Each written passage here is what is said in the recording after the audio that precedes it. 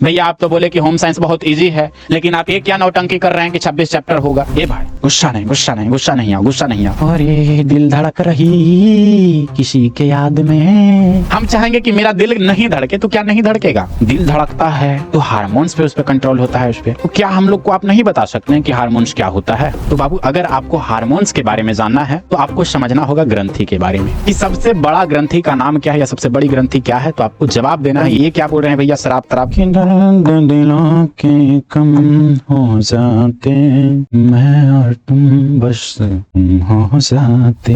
नमस्कार, मैं उपेंद्र कुमार और आप सभी का बहुत बहुत स्वागत है बिहार का सबसे मोस्ट पावरफुल क्रैश कोर्स का पहला क्लास में। जी हाँ, जैसा कि आप सबको पता होगा कि एजुकेशन बाबा के द्वारा क्लास 12 का क्रैश कोर्स लॉन्च कर दिया गया है, जिसका नाम है उम्मीद बैच।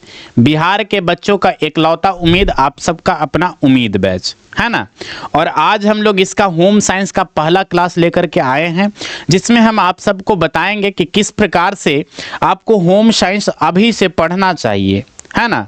चाहे आप नए विद्यार्थी हो, ठीक है, चाहे आप थोड़ा बहुत चीज़ें पढ़ लिए हो या आपका सिलेबस कंप्लीट हो गया हो, तीनों प्रकार के विद्यार्थी को किस प्रकार से पढ़ना चाहिए वो सारी रणनीतियों पे बात करेंगे। और थोड़ा बहुत चीज़ें जो है हम आप सबको पढ़ाएंगे होम साइंस में, जिससे आपको आइडिया मिल जाएगा कि हाँ इस पूरे क्रैश कोर्स में आपको जो है किस प्रकार से पढ़ाया जाएगा होम साइंस, है ना।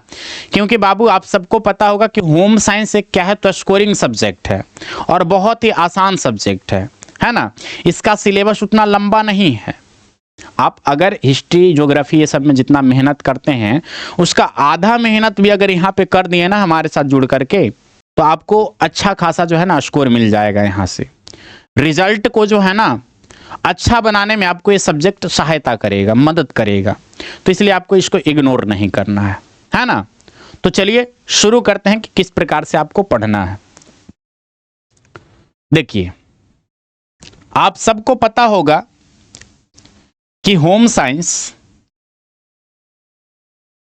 जिसको हम लोग क्या कहते हैं, तो गृह विज्ञान कहते हैं। होम साइंस जिसको हम लोग हिंदी में क्या कहते हैं बाबू, तो गृह विज्ञान कहते हैं, है ना। क्या कहते हैं, तो गृह विज्ञान कहते हैं।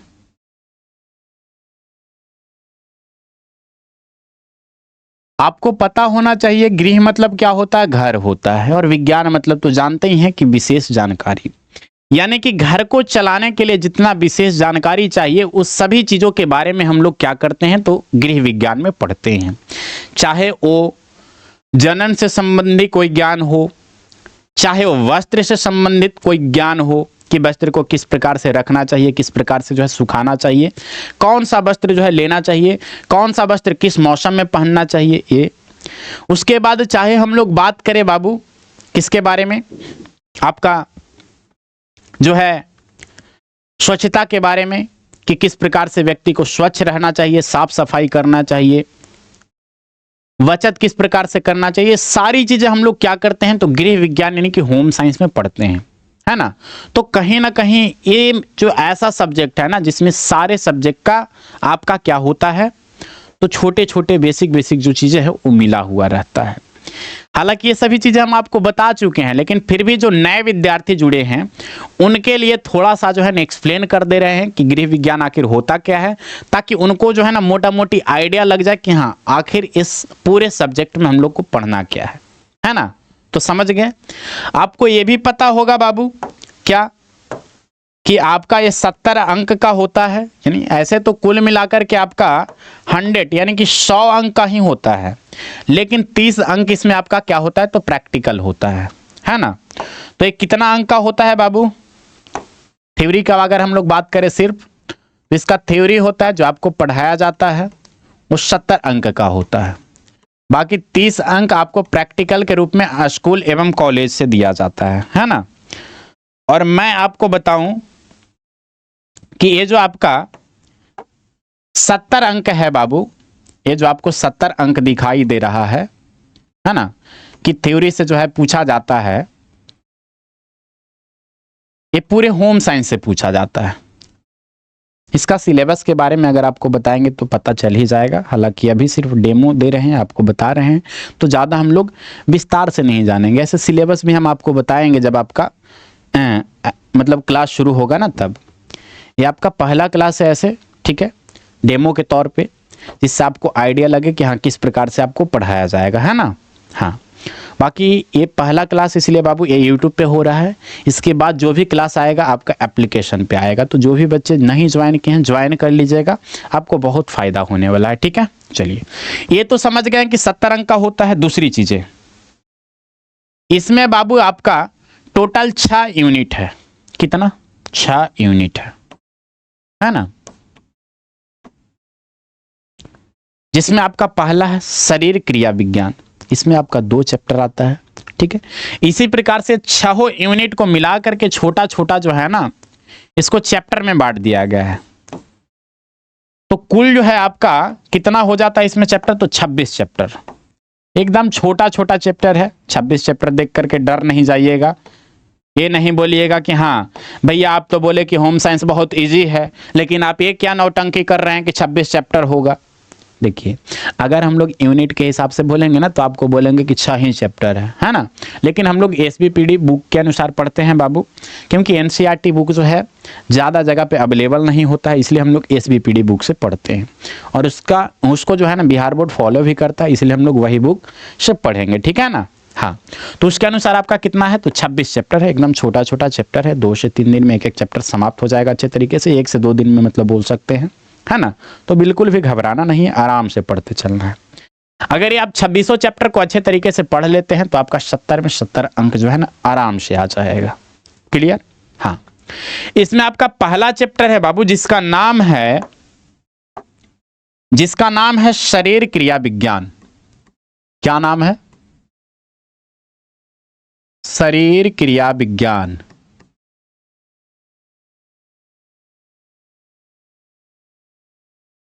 शरीर क्रिया विज्ञान अंतःस्रावी प्रणाली। क्या नाम है इसका? अंतःस्रावी प्रणाली। ये आपका पहला चैप्टर का नाम है। किसका पहला चैप्टर? तो होम साइंस यानी कि गृह विज्ञान का पहला चैप्टर का नाम है। समझ रहे हैं ना बाबू हम क्या कहना चाह रहे हैं? बिल्कुल। तो हेडिंग के रूप में हम लोग डाल देते हैं पहला चैप्टर का जो हेडिंग है वो, और थोड़ा बहुत इस चैप्टर के बारे में हम लोग जानना शुरू करते हैं। देखिए मेरे भाई, आपको पता होगा चैप्टर का चूंकि नाम है शरीर क्रिया विज्ञान, तो सबसे पहले हम लोगों को जानना होगा शरीर क्रिया के बारे में, ठीक है ना, तभी हम लोग आगे बढ़ पाएंगे।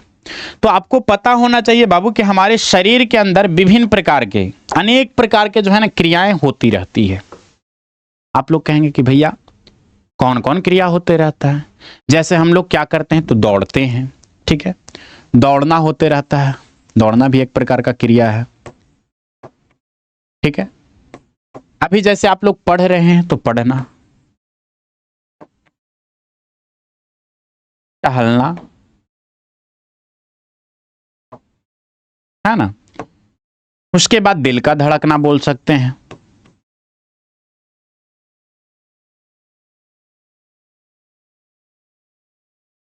उसके बाद और भी बहुत सारे काम होते हैं। जैसे बोल सकते हैं बाबू आप लोग क्या क्या बोल सकते हैं? भोजन का पाचन, भोजन भी पचता है खाते हैं तो, है ना, भोजन पाचन। उसके बाद और भी चीजें बोल सकते हैं, जैसे और क्या बोल सकते हैं? पसीना आना, है ना, गुस्सा आना,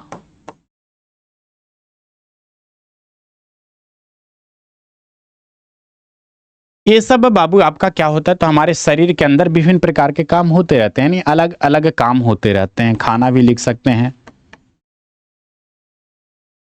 पीना भी लिख सकते हैं, ठीक है। तो ये सब काम आपका होते रहता है, इसको हम लोग बोलते हैं शरीर क्रिया, यानी कि शरीर में होने वाला क्या क्रिया।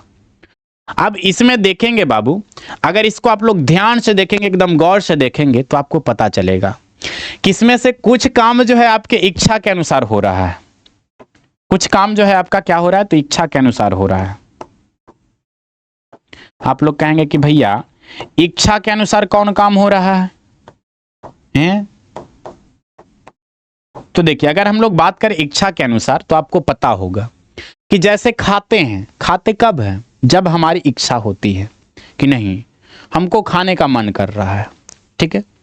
तो ये खाना वाला जो काम है एक किसके माध्यम से हो रहा है? तो इच्छा के अनुसार हो रहा है, तो इसको बोलेंगे कि ये इच्छा के अनुसार होने वाला काम है।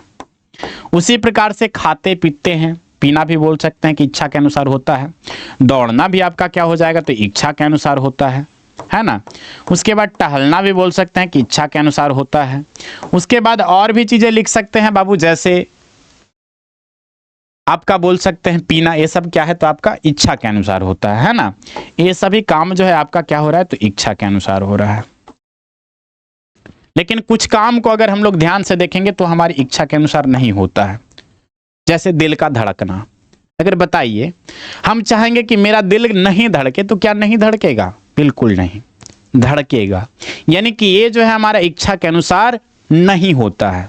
उसी प्रकार से बोलेंगे बाबू कि मुझे गुस्सा मत आ, ए भाई गुस्सा नहीं, गुस्सा नहीं, गुस्सा नहीं आओ, गुस्सा नहीं आओ, तो क्या रुक पाएगा? नहीं, गुस्सा भी आ जाता है, ठीक है ना। यानी कि ये हमारे इच्छा के अनुसार नहीं होता है, ये हमारे हाथ में नहीं है ना। उसके बाद बात करें बाबू पसीना आना, तो ये भी हमारे इच्छा के अनुसार नहीं होता है। बोलिए, अगर हमारे इच्छा के अनुसार आता पसीना, तो क्या हम लोग चाहते कि हाँ किसी से मिलने जा रहे हैं, शर्ट पहन करके अंदर जो है गंजी नहीं पहने हुए हैं, तो क्या हमारा पसीना आए? ऐसा कोई चाहता है? बिल्कुल नहीं चाहता है ना। तो ये सभी क्या है?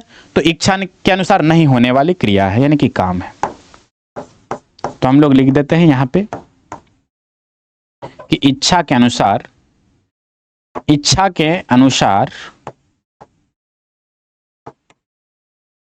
ना होने वाला काम या ना होने वाला क्रिया।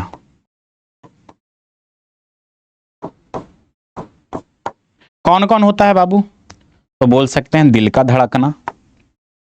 क्या क्या क्या बोल सकते हैं?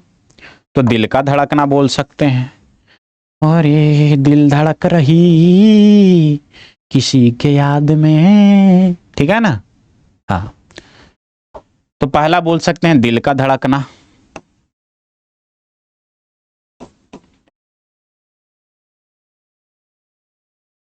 उसके बाद दूसरा बोल सकते हैं पसीना आना। उसके बाद बाबू भोजन का पचना, है ना, ठीक है। उसके बाद और भी चीजें लिख सकते हैं, लेकिन हम इतना ही छोड़ देते हैं, गुस्सा आना जैसे, है ना। तो ये सब चीजें आपको समझ में आया। अब यहां पे देखिए, जो काम आपका इच्छा के अनुसार होता है बाबू, इसको हम लोग क्या कहते हैं? ऐच्छिक क्रिया कहते हैं। क्या बोलते हैं इसको हम लोग? इसको हम लोग बोलते हैं बबुआ ऐच्छिक क्रिया। यानी कि जो हमारे इच्छा के अनुसार होता है इसको बोलते हैं ऐच्छिक। क्या बोलते हैं? ऐच्छिक क्रिया, यानी कि ऐच्छिक काम। और जो आपके इच्छा के अनुसार नहीं होता है उसको हम लोग बोलते हैं अनैच्छिक क्रिया। क्या बोलते हैं? इसको हम लोग बोलते हैं अनैच्छिक क्रिया, है ना। भाई एक मिनट, इसका कलर ही चेंज कर देते हैं, नहीं तो पता चला कि एक जैसा ही सब दिख रहा हो। अनैच्छिक, अनैच्छिक क्रिया, है ना। हाँ, अब देखिए बाबू, एक चीज आपको और याद रखना, यहां से अक्सर आपका प्रश्न पूछा जाता है एग्जाम में, कि आपका जो ऐच्छिक क्रिया है, यानी कि जो काम आपके इच्छा के अनुसार होता है, उस पर जो है ना कंट्रोल होता है किसका? नियंत्रण, यानी कि कंट्रोल जो है किसका होता है? तो इस पे जो है ना नियंत्रण आपका होता है किसका? इस पे आपका नियंत्रण होता है बाबू तंत्रिका तंत्र का। किसका होता है? तो तंत्रिका तंत्र का, है ना। और अगर हम लोग बात करें अनैच्छिक क्रिया पर, कि अनैच्छिक क्रिया पर कंट्रोल किसका होता है, नियंत्रण किसका होता है? इस पर आपका नियंत्रण होता है, इस पर आपका नियंत्रण होता है बाबू किसका? तो हार्मोन्स का।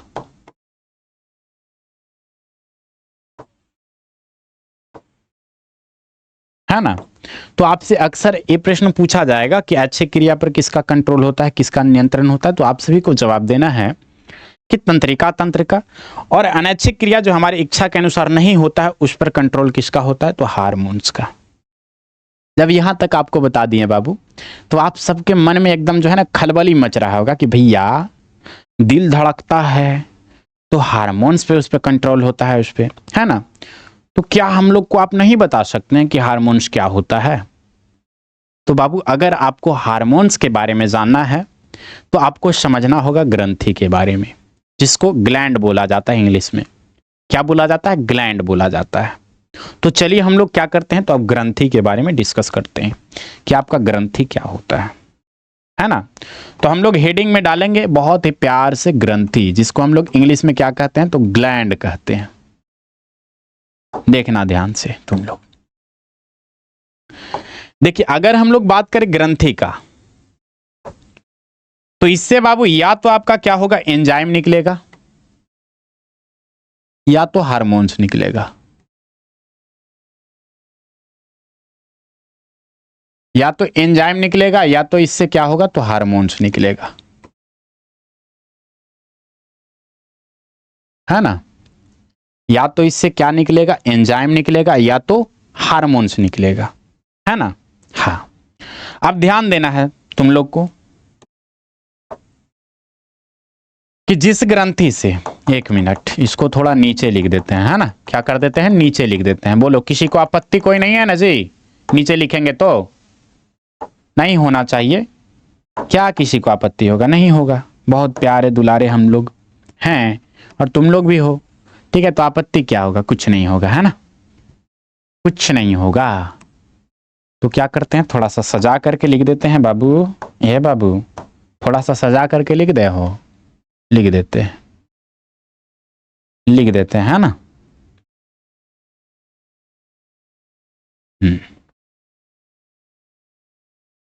चलो देखो इधर ध्यान से, हम तुमको क्या बताएं, किससे या तो एंजाइम निकलेगा,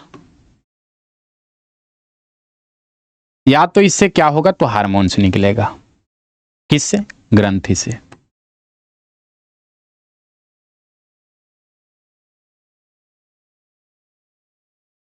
है ना।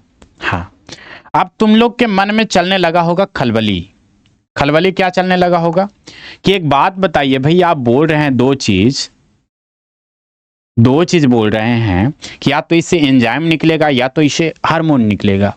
लेकिन एक बात बताइए कि हार्मोन्स कब निकलेगा और एंजाइम कब निकलेगा, और कौन ग्रंथि से जो है एंजाइम निकलेगा और कौन ग्रंथि से आपका हार्मोन्स निकलेगा। तो देखिए, जब आपका बाबू क्या होगा, जब आपका मेरे भाई, जब आपका कोई ग्रंथि से एंजाइम निकल रहा होता है तो उस ग्रंथि को हम लोग बोलते हैं बहिस्रावी ग्रंथि।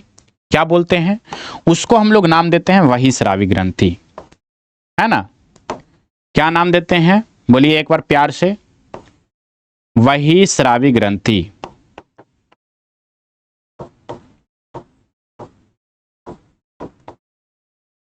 है ना। जिससे आपका क्या होता है, एंजाइम निकलता है, उसको हम लोग बोलते हैं बाबू बहिस्रावी ग्रंथि। बोलिए याद रहेगा, याद रहेगा। अगर आपसे पूछ लिया जाए एकदम प्रश्न बना करके बढ़िया से कि भाई तुम बताओ बहिस्रावी ग्रंथि से क्या निकलता है, तो तुम लोग क्या जवाब दोगे, तुम लोग को जवाब देना है एंजाइम। क्या जवाब देना है, एंजाइम, कि बहिस्रावी ग्रंथि से एंजाइम निकलता है। इसी प्रकार से अगर हम लोग बात करें बाबू किसका, तो हार्मोन्स का, तो तुम लोग को याद रखना है, तुम लोग को याद रखना है कि हार्मोन्स जिस ग्रंथि से निकलेगा उसको हम लोग बोलते हैं अंतःस्रावी ग्रंथि। क्या बोलते हैं, अंतःस्रावी ग्रंथि, अंतःस्रावी ग्रंथि, है ना। हाँ, तो यहां से भी प्रश्न बन सकता है बाबू कि बताइए अंतःस्रावी ग्रंथि से क्या निकलता है, तो आप सभी को जवाब देना है हार्मोन्स। क्या जवाब दीजिएगा आप लोग, हार्मोन्स जवाब दीजिएगा, है ना। अब देखिए, जब ये दोनों के बारे में हम आप सबको बता दिया अच्छे तरीके से, कि ग्रंथि से जो है या तो एंजाइम निकलेगा या तो हार्मोन्स निकलेगा, और जब आपका एंजाइम निकलेगा तो उसको हम लोग बहिस्रावी ग्रंथि कहेंगे, और जब हार्मोन्स निकलेगा तो उसको हम लोग अंतःस्रावी ग्रंथि कहेंगे। यानी कि बहिस्रावी ग्रंथि से एंजाइम और अंतःस्रावी ग्रंथि से आपका हार्मोन्स निकलेगा। और यहां पे आपको एक चीज और समझ में आया होगा कि भैया यहां पे आप बता रहे हैं तो ऐसा मुझे लग रहा है कि ग्रंथि तो दो प्रकार का होगा, अंतःस्रावी ग्रंथि और बहिस्रावी ग्रंथि। लेकिन बाबू हाँ, वो दो प्रकार का होगा कब? स्राव के आधार पे। आप लोग कहेंगे ये क्या बोल रहे हैं भैया, स्राव तराव? तो देखो ध्यान से, एक प्रकार का और ग्रंथि होता है जिसमें से क्या होता है, जिसमें से आपका क्या होता है बाबू, थोड़ा सा आप लोग रुकिएगा जरा।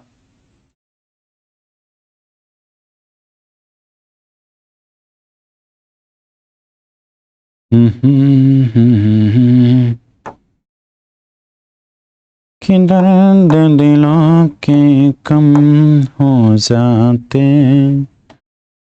मैं और तुम बस तुम हो जाते, है ना।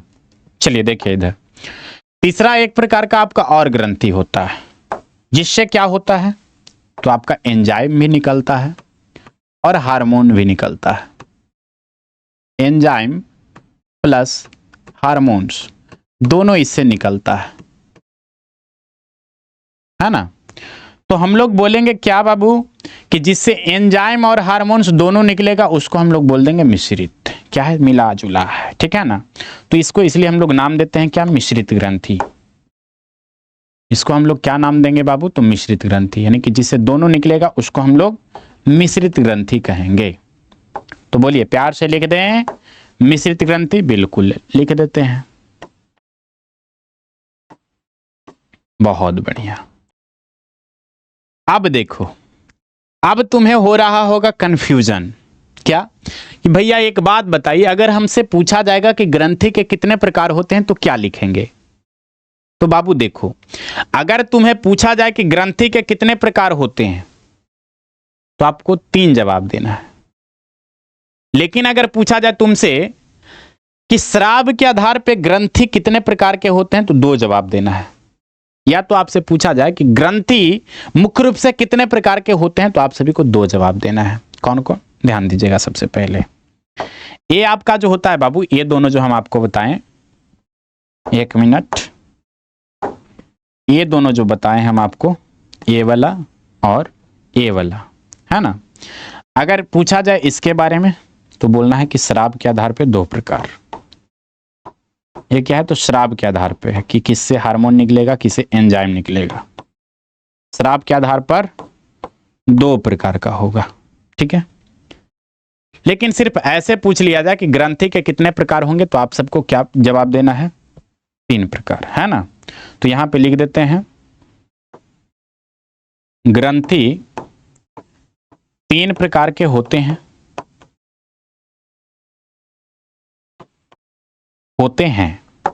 है ना।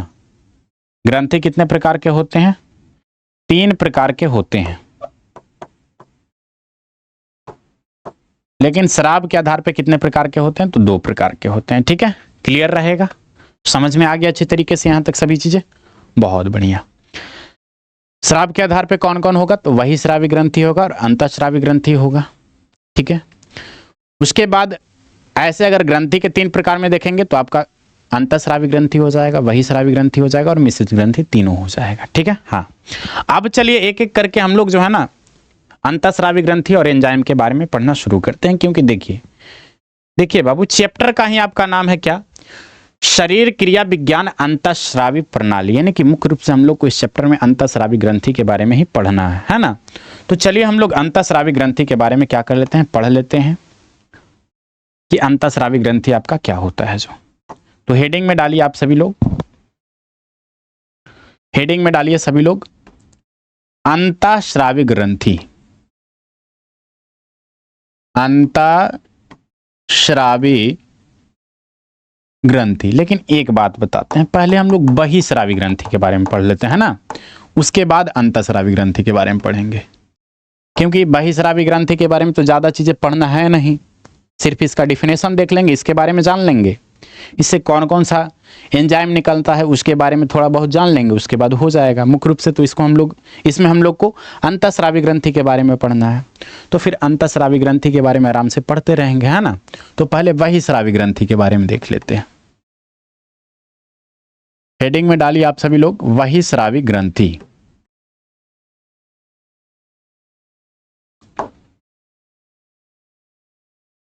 देखिए इसके बारे में आपको क्या क्या चीजें पता है बाबू। जहां तक मुझे लगता है कि अभी के डाटा के अनुसार आपको ये चीज पता है कि इससे क्या निकलता है, तो एंजाइम निकलता है ना। इससे क्या होता है, तो एंजाइम निकलता है। तो बोलिए, लिख दे कि इससे एंजाइम का स्राव होता है या एंजाइम निकलता है, लिख देते हैं इससे एंजाइम निकलता है ना। बहुत बढ़िया। अब देखिए बाबू, एक चीज और पता होना चाहिए कि जब इससे एंजाइम निकलेगा ना, तो एक नलिका के माध्यम से, यानी कि नल के माध्यम से, नली जैसा होता है शरीर में, उसके माध्यम से क्या होता है, तो संपूर्ण शरीर में पहुंचता है ना। यानी कि कहीं ना कहीं बोला जाए तो अगर नली इसका बना हुआ है जाने का सभी जगह, तो हम लोग बोल सकते हैं कि इसका रास्ता तो क्या है, फिक्स है ना। तो हम लोग बोलेंगे क्या कि इसका मार्ग यानी कि रास्ता जो है क्या होता है, तो निश्चित होता है। इसका मार्ग क्या होता है, मार्ग माने क्या होता है, रास्ता। इसका मार्ग निश्चित होता है ना, फिक्स होता है। क्यों बाबू, क्योंकि ये जो है नलिका के माध्यम से क्या करता है, तो पहुंचता है संपूर्ण शरीर में। तो लिखेंगे इसका मार्ग निश्चित होता है, यानी कि फिक्स होता है कि कहां पे इसको जाना है। दो चीज पता चल गया आपको कि इससे एंजाइम निकलता है, इसका मार्ग निश्चित होता है। तीसरा चीज देखिए, तीसरा आपको क्या पता होना चाहिए, इसका मार्ग निश्चित रहता है, ये बताएं। उसके बाद बताएं कि इसमें नलिका पाया जाता है, क्योंकि नलिका के माध्यम से ही जो है क्या होता है, तो संपूर्ण शरीर में फैलता है ना। तो हम लोग प्यार से लिख सकते हैं कि इसमें नलिका पाया जाता है। क्या होता है बाबू, तो नलिका पाया जाता है।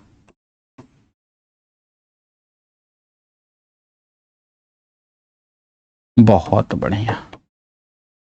और इससे जो एंजाइम निकलता है वो आपका डायरेक्ट रक्त में नहीं मिलता है, नलिका के माध्यम पूरे शरीर में फैलता है। तो आप चाहे तो वो भी लिख सकते हैं, हम इतना ही लिख रहे हैं।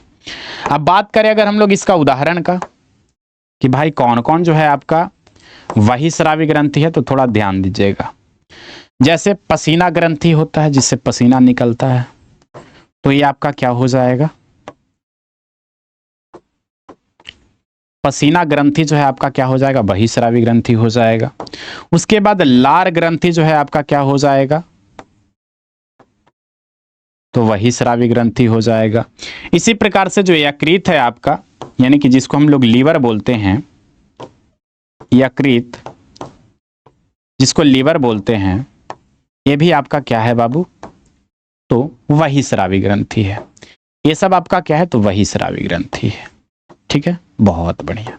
अब देखिए यहां पे एक चीज आपको और याद रखना है, क्या कि आपका जो ये वाला यकृत दिखाई दे रहा है, ये जो आपको यकृत जिसको हम लोग लीवर बोलते हैं, ये सबसे बड़ा क्या है आपका, सबसे बड़ा बहिःस्रावी ग्रंथि है।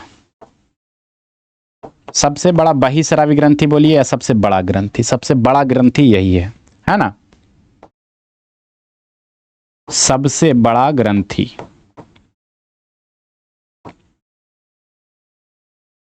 ये क्या है, तो आपका सबसे बड़ा ग्रंथि है। तो अक्सर ये प्रश्न पूछ लिया जाता है आपसे कि सबसे बड़ा ग्रंथि का नाम क्या है या सबसे बड़ी ग्रंथि क्या है, तो आपको जवाब देना है यकृत यानी कि लीवर, है ना।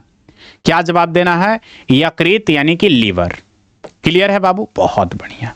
अब देखो, सबसे बड़ी ग्रंथि करके भी पूछा जा सकता है या सबसे बड़ी बहिःस्रावी ग्रंथि करके भी पूछा जाएगा, तो फिर भी आपको यही जवाब देना है, क्योंकि जब सबसे बड़ा ग्रंथि ये हो जाएगा तो फिर वो अंतःस्रावी का बात हो या बहिःस्रावी का बात हो, दोनों में तो बड़ा यही ना होगा, है ना। तो इसलिए आपको ये याद रखना है। तो बहिःस्रावी ग्रंथि के बारे में कम से कम आपको इतना चीजें याद रखना है, क्योंकि ये सब प्रश्न में जो है ना पूछा जाता है। चलिए आगे बढ़ते हैं। आगे अब हम लोग बात करते हैं अंतःस्रावी ग्रंथि के बारे में, है ना। किसके बारे में बात करते हैं बाबू? तो अंतःस्रावी ग्रंथि के बारे में। तो यहां पे हम लोग हेडिंग में डाल देते हैं अंतःस्रावी ग्रंथि।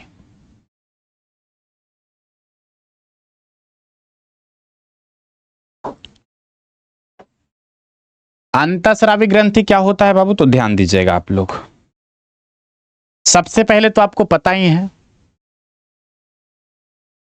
कि इसमें जो है क्या होता है, इससे जो है क्या होता है, तो हार्मोन्स का स्राव होता है, यानी कि हार्मोन्स निकलता है। तो एक चीज तो आराम से लिख सकते हैं, इससे हार्मोन्स का स्राव होता है या हार्मोन्स निकलता है। बोलिए, कोई आपत्ति किसी को? बिल्कुल नहीं होना चाहिए। और जब इससे जो है आपका क्या होगा, तो हार्मोन्स निकलेगा। तो याद रखिएगा बाबू कि ये जो है ना डायरेक्ट क्या हो जाता है, तो रक्त में मिल जाता है।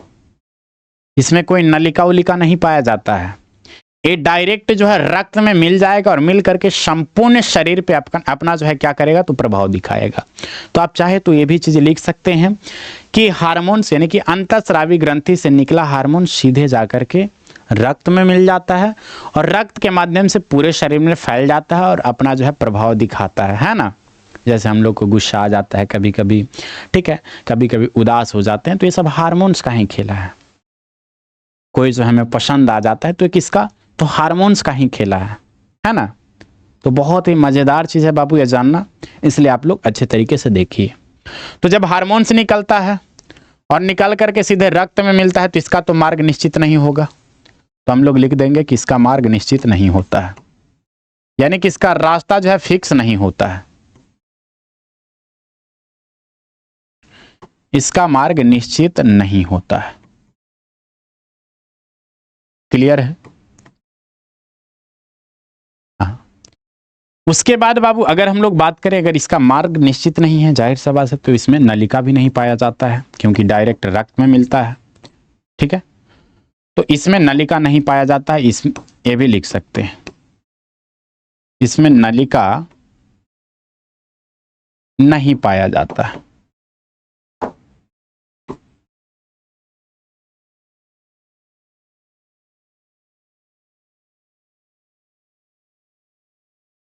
पाया जाता है, ठीक है। आप चाहे तो एग्जाम्पल में अगर आप लिखना चाहें तो आप एग्जाम्पल में लिख सकते हैं अच्छे तरीके से, एकदम प्यार से। क्या आपका पीयूष ग्रंथि हो जाएगा,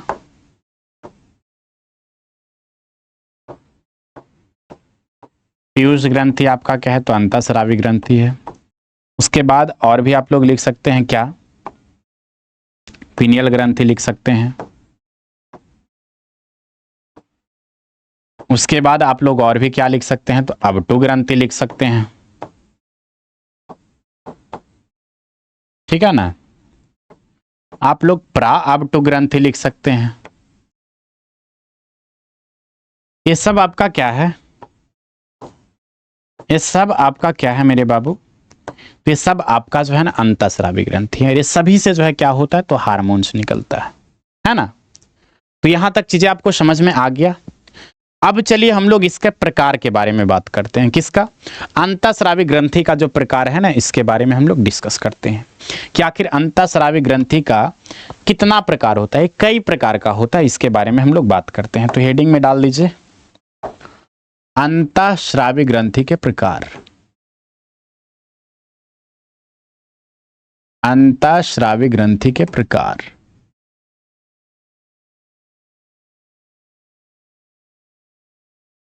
है ना। हाँ, बहुत बढ़िया। देखिए, इसका प्रकार को बताने के लिए हम आपको एक चित्र का इस्तेमाल करके दिखाते हैं, है ना, जिससे आपको ये भी अंदाजा लग जाएगा कि कौन ग्रंथि जो है हमारे शरीर में कहाँ पाया जाता है ना। तो चलिए एक बार चित्र को क्या कर लेते हैं, तो ओपन कर लेते हैं एक बार फटाफट चित्र को। आप लोग को दो फिगर दिखाई दे रहा होगा, एक ए वाला भाग, ए लिखा हुआ है, ए लिखा हुआ जो है क्या है, तो नर है। नर कहने का मतलब हम लोग, यानी कि लड़का का बात हो रहा है।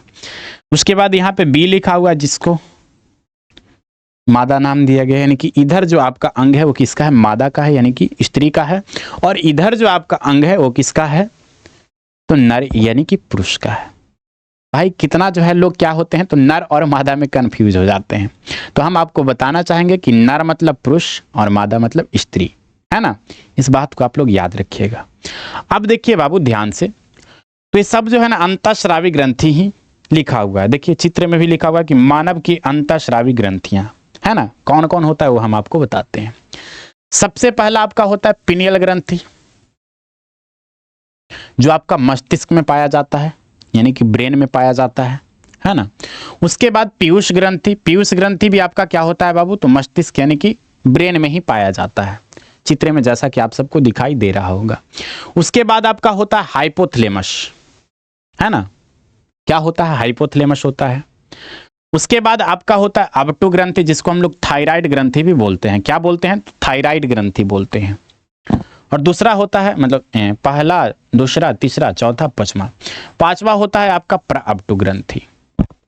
देखिए यहां से अक्सर आपसे प्रश्न इस प्रकार से भी पूछा जाता है कि बताइए पिनियल ग्रंथि कहाँ स्थित होता है हमारे शरीर में। तो आप सभी को जवाब देना है एकदम फट सा कि चाहे बात हो पिनियल ग्रंथि का, चाहे वो बात हो आपका किसका, पीयूष ग्रंथि का, वो दोनों जो है आपका मस्तिष्क में यानी कि ब्रेन में स्थित होता है। क्लियर, हाँ। उसके जस्ट नीचे आएंगे तो अबटू ग्रंथि, यानी कि जो गला होता है ना, एक गला, इसमें जो है आपका क्या होता है, तो अबटू ग्रंथि यानी कि थायराइड ग्रंथि स्थित होता है। और उसके जस्ट नीचे आपका क्या होता है, तो प्रअबटू ग्रंथि स्थित होता है ना। तो अगर आपसे पूछा जाएगा कि अबटू ग्रंथि कहाँ स्थित होता है, तो जवाब देना है आप सभी को कि गला में, ठीक है ना। कहाँ होता है, गला में। और प्रअबटू ग्रंथि कहाँ स्थित होता है, तो सीधा सीधा जवाब देना है कि अबटू ग्रंथि के नीचे। उसके बाद बात करें बाबू थाइमस ग्रंथि का, तो थाइमस ग्रंथि जो है ना, थाइमस ग्रंथि आपका बक्ष यानी कि सीना में होता है, यहां पे, है ना। सुने हैं ना कि सीना चीर करके दिखा देंगे, बैठा हिंदुस्तान है, ठीक है ना। इस प्रकार का कुछ आप लोग सुने होंगे, ठीक है। तो इस प्रकार से याद रखिएगा कि सीना यानी कि बक्ष में क्या होता है आपका, तो थाइमस ग्रंथि होता है ना। अभी देखिए इसका मुख्य प्रकार के बारे में हम आपको नहीं बता रहे हैं, है ना। उसके बाद आपको अधिवृक्क ग्रंथि दिखाई दे रहा होगा। अधिवृक्क नाम से ही पता चल रहा है, वृक्क यानी कि किडनी, यानी कि किडनी के पास होता है। कहां होता है, तो किडनी के पास। अधिवृक्क कहां होता है, तो किडनी, ठीक है। और बाबू आप सबको पता यह भी होगा कि किडनी की संख्या 2 होती है, तो हम लोग बोल सकते हैं कि अधिवृक्क ग्रंथि की भी संख्या कितना होगा, 2 होगा। क्लियर है, हाँ। अब बचा अगला आपका अग्नाशय। अग्नाशय जो है बाबू आपका क्या होता है, तो छोटी आंत के आसपास होता है, ठीक है। तो ये भी आपको याद रखना है। उसके बाद देखिए यहां तक जो है ना, पुरुष और महिला दोनों में क्या होगा, सेम होगा। देख लीजिए ध्यान से, सारी चीजें जैसे है वैसा ही होगा। लेकिन जब हम लोग नीचे आएंगे तो इसमें क्या हो जाएगा, वृषण पुरुष में, और स्त्री में क्या हो जाएगा, तो अंडाशय हो जाएगा। यानी कि यहां तक सब सेम ही रहता है, लेकिन जो जनन अंतःस्रावी ग्रंथि है, जनन ग्रंथि, ये सबको हम लोग जनन ग्रंथि कहते हैं, वो आपका क्या हो जाता है, तो चेंज हो जाता है। आपका पुरुष है उसमें क्या होता है, तो वृषण होता है, जो अंडकोश में यहां पे स्थित रहता है। अंडकोश मतलब समझते हैं ना जी, हाँ, वहीं पे आपका क्या होता है, तो वृषण स्थित होता है। उसके बाद बाबू आपका अंडाशय जो है कुछ इस प्रकार से यहां पे स्थित होता है, जो गर्भाशय के दोनों साइड होता है ना। अंडाशय जो है आपका क्या है, तो स्त्री में स्थित होता है। और आपका वृषण जो बात करें वो किस में होता है, तो पुरुष में स्थित होता है। इसको हम लोग क्या कहते हैं, तो जनन ग्रंथि कहते हैं। क्या कहते हैं, जनन ग्रंथि कहते हैं। और इसको भी क्या कहते हैं, तो जनन ग्रंथि कहते हैं। क्लियर। अब देखिए एक चीज आपको समझना है, और ये सब तो आपको मोटा मोटी पता चल गया कि हाँ ग्रंथि के क्या है, अंतःस्रावी ग्रंथि के क्या है, तो प्रकार है। लेकिन कुछ कुछ चीजें जो है आपको याद रखना होगा, जैसे हाइपोथैलेमस के बारे में बात करें हम लोग, तो इसको हम लोग अंतःस्रावी ग्रंथि के मुख्य प्रकार में शामिल नहीं करते हैं, क्योंकि इससे जो है ना एक प्रकार का क्या होता है, तो हार्मोन्स निकलता है, जो सिर्फ पीयूष ग्रंथि को क्या करता है, तो कंट्रोल करता है। जी हाँ, पीयूष ग्रंथि जिसको हम लोग पिट्यूटरी ग्रंथि भी कहते हैं, उसको कंट्रोल करता है कौन? तो आपका हाइपोथैलेमस होता है वो। इसलिए इसको हम लोग क्या करते हैं तो मुख्य प्रकार में शामिल नहीं करते हैं। मुख्य प्रकार में हम लोग क्या करते हैं तो शामिल नहीं करते हैं, है ना। उसके बाद दूसरा आप लोग ध्यान दीजिएगा थाइमस ग्रंथि के बारे में। थाइमस ग्रंथि जो है बाबू 15 साल तक ही एक्टिव रहता है, इसलिए इसको भी हम लोग क्या करते हैं तो मुख्य प्रकार में शामिल नहीं करते हैं, है ना। उसके बाद बात करें हम लोग अग्नाशय का, तो अग्नाशय से जो है ना आपका एंजाइम भी निकलता है और हार्मोन्स भी निकलता है। इसलिए अग्नाशय जो है आपका क्या है तो एक प्रकार का मिश्रित ग्रंथि है, लेकिन जिस भाग से आपका हार्मोन्स निकलता है उसको तो हम लोग अंतःस्रावी ग्रंथि कह सकते हैं ना। हाँ, तो अगर आपको अग्नाशय को शामिल करना है तो आपको लिखना पड़ेगा अग्नाशय का अंतःस्रावी भाग, है ना। तो कहीं ना कहीं अगर हम लोग बात करें कि आखिर बाबू मेरे हीरो, मेरे चैंपियंस, मेरे दुलारे प्यारे रसगुल्लो कि अंतःस्रावी ग्रंथि के कितने प्रकार होते हैं इसके बारे में, तो आपको पहला पीयूष ग्रंथि, दूसरा थायराइड ग्रंथि, तीसरा अधिवृक्क एड्रिनल ग्रंथि भी बोलते हैं, और चौथा अग्नाशय, पांचवा पैराथायराइड, और छठा थाइमस ग्रंथि, और सातवां पिनियल ग्रंथि, और आठवां अन्य संरचना में वृषण तथा अंडाशय आता है। लेकिन हाँ, यहाँ पे भी आपको ध्यान देना है क्या कि ये जो लिखा हुआ है ना सिर्फ अंतःस्रावी ग्रंथि के प्रकार है, मुख्य प्रकार नहीं है। अगर आपसे पूछा जाए कि मुख्य कितने प्रकार होते हैं तो आपको क्या करना है, किसको किसको साइड करना है बाबू, किसको किसको साइड करना है आपको तो बता ही दिए।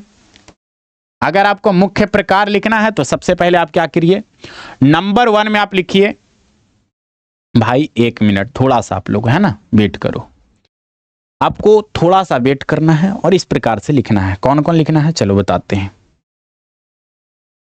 है ना। कौन कौन लिखना है, अगर आपसे पूछ लिया जाए अंतःस्रावी ग्रंथि के मुख्य प्रकार के बारे में, थोड़ा सा इसको बड़ा कर लेते हैं और भाई थोड़ा सा इसको मिटा करके मुख्य प्रकार ऐड कर देते हैं ना। तो देखिए कहीं कहीं तो आपको 10 दिखाई देगा, मतलब 10 नहीं, 10 क्या, 10 तो मतलब होता ही नहीं है, कहीं कहीं आपको 8, कहीं कहीं 7 दिखाई देगा। तो कैसे होता है इसके बारे में हम आपको बता देते हैं। तो देखिए आपको तो याद रखना है कि 8 ही होता है। कौन कौन होता है बाबू, तो पहला आप सबको बताएं पीयूष ग्रंथि के बारे में, है ना। पहला आपको याद रखना है पीयूष ग्रंथि, जिसका दूसरा नाम है पिट्यूटरी ग्रंथि। इसको पिट्यूटरी ग्रंथि भी कहते हैं या इसको मास्टर ग्रंथि भी कहते हैं। मास्टर ग्रंथि क्यों कहते हैं, क्योंकि ये जो है ना लगभग सारी ग्रंथियों को क्या करता है तो कंट्रोल करता है, सारी अंतःस्रावी ग्रंथियों को, इसलिए इसको मास्टर ग्रंथि कहा जाता है। जैसे देखिए जो क्लास में शिक्षक होता है वो सबको कंट्रोल करता है तो उसको मास्टर कहा जाता है ना जी। तो उसी प्रकार से लगभग सारे जो है ना अंतःस्रावी ग्रंथि को क्या करता है तो कंट्रोल करता है, इसलिए इसको हम लोग मास्टर ग्रंथि भी कहते हैं, है ना। तो पहला आपका ये हो जाएगा। दूसरा आपका हो जाएगा पिनियल ग्रंथि। दूसरा आपका क्या हो जाएगा तो पिनियल ग्रंथि, और दोनों ये आपको पता होना चाहिए कहाँ होता है तो मस्तिष्क में होता है, आपसे पूछा भी जाएगा, है ना। हाँ, तीसरा आपका होता है अबटू ग्रंथि, है ना। क्या होता है, अबटू या थायराइड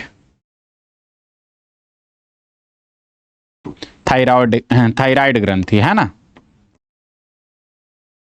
ये आपको बताए हैं कि कहाँ होता है, यहाँ पे होता है, उसके नीचे जस्ट जो है क्या होता है आपका तो प्राअबटू ग्रंथि होता है, जिसको हम लोग क्या कहते हैं तो पैराथायराइड भी कहते हैं। पैराथायराइड, थायराइड, है ना। ये हो गया आपका, कितना हुआ जी अभी 4। उसके बाद थाइमस तो आपका नहीं होता है क्योंकि 15 वर्ष तक ही एक्टिव रहता है। उसके बाद थाइमस के बाद हम लोग क्या लिखेंगे, हम लोग लिखेंगे अग्नाशय का अंतःस्रावी भाग, ये अधिवृक्क ग्रंथि लिख देते हैं, ठीक है। क्या लिखेंगे, अधिवृक्क ग्रंथि, है ना, जिसकी संख्या कितनी होती है तो 2 होती है और एक किडनी के पास होता है। छठा हम लोग क्या लिखेंगे बाबू, छठा हम लोग लिखेंगे बहुत ही प्यार से, आपका वो हो जाएगा, बहुत ही प्यार से लिखेंगे हम लोग किसका नाम लिखेंगे? किसका किसका किसका किसका किसका? अग्नाशय का अंतःस्रावी भाग।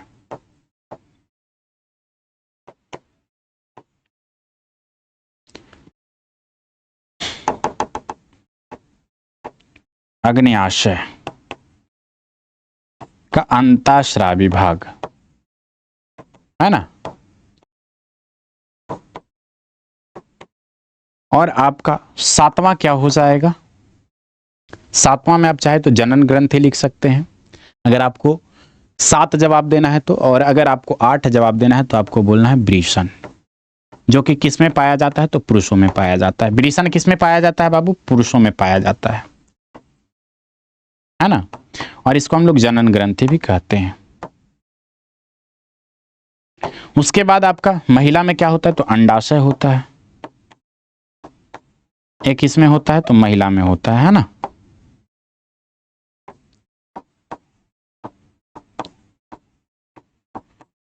तो इसका क्या है? तो मुख्य 8 प्रकार है, जिसके बारे में हम आपको बता दिए हैं। अगर आपको 7 लिखना है तो आप इसमें क्या कर सकते हैं? जनन ग्रंथि को रख सकते हैं, या तो 7 ऐसे नहीं बोल सकते हैं। जब आपसे पूछा जाएगा कि पुरुषों में मुख्य रूप से कितने प्रकार के ग्रंथि पाए जाते हैं, तो आपको 7 जवाब देना है। या स्त्री में कितने प्रकार के होते हैं? तो 7 होते हैं अंतःस्रावी ग्रंथि, क्योंकि जब पुरुष का बात आएगा तो अंडाशय हट जाएगा, और जब स्त्री का बात आएगा तो आपका वृषण हट जाएगा। ठीक है ना। चलिए, बहुत बढ़िया। तो आज के लिए बाबू हम लोग इतना ही रहने देते हैं। इसके आगे जो भी चीजें है, जैसे पीयूष ग्रंथि क्या होता है, पिनियल ग्रंथि क्या होता है, अपटू ग्रंथि, प्राप्टू ग्रंथि, आधिवृक्क ग्रंथि, ये सब क्या होता है, इसके बारे में हम लोग नेक्स्ट क्लास में डिस्कस करेंगे। तो मैं उम्मीद करता हूं कि यहाँ तक सभी चीजें आपको समझ में आ गया होगा। आज की इस क्लास में हम लोग क्या क्या देखे बाबू, एक बार थोड़ा शॉर्ट में देख लेते हैं। सबसे पहले हम लोग बात किए शरीर क्रिया के बारे में। शरीर क्रिया के बारे में बात किए, 2 प्रकार का होता है, ऐच्छिक और अनैच्छिक। उसके बाद ग्रंथि के बारे में बात किए, जिसमें बताएं कि शराब के आधार पे आपका 2 प्रकार का होगा, नहीं तो ऐसे 3 प्रकार का होगा। उसके बाद मेरे भाई आप सबको अंतःस्रावी ग्रंथि के प्रकार के बारे में बताएं, है ना, कि मुख्य रूप से 8 प्रकार के होता है।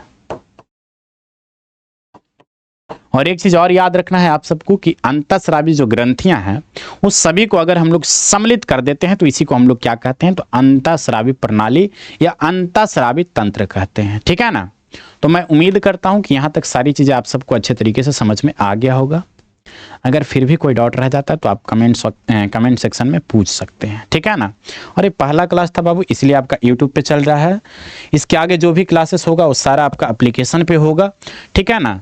तो अगर आप लोग अभी तक इस बैच को, उम्मीद बैच को नहीं ज्वाइन किए हैं तो जल्द ही ज्वाइन कर लीजिए। बहुत ही अच्छे तरीके से आप सबको पढ़ाया जाएगा। ठीक है ना।